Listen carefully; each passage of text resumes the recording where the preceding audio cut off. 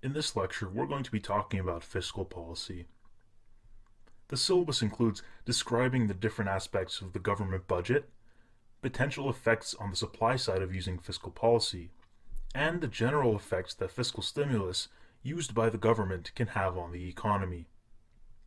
Let's start off by talking about the government budget. The government or federal budget is the annual statement of the outlays and revenues of that government. Outlays is another word for the expenditure that the government undertakes.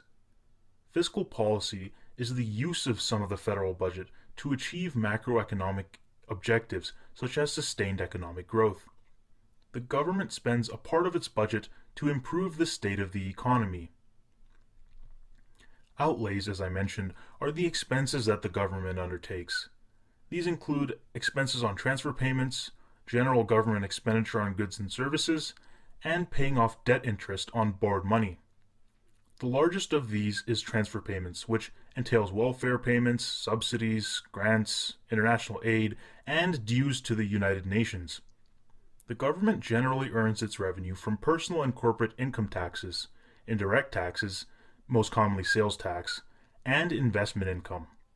The government's largest source of revenue is personal income taxes paid by the entire population. The budget balance is equal to the government's revenues minus its outlays. If the budget balance is positive, then we refer to it as a budget surplus because the government has earned more money than it has spent. If the budget balance is negative, then the government has spent more money than it has earned, so it is referred to as a budget deficit. A balanced budget arises when the government has spent exactly the same amount of money as it has earned, which would mean that the budget balance would equal to zero. Government debt is the total amount of government borrowing. This includes past loans. We can calculate government debt by adding up all the previous year's deficits, and from that number, taking away all the previous year's surpluses. This will give us the total government debt. Intuitively, if a government runs a deficit in one year, then it is increasing its debt.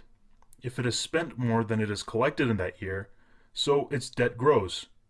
If a government runs a surplus in one year, then it is decreasing its debt because it has collected more money than it has spent in that year.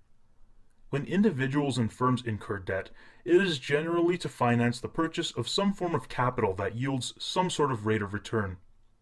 When governments incur debt, some government expenditure is generally considered to be investment, generally in the form of public capital.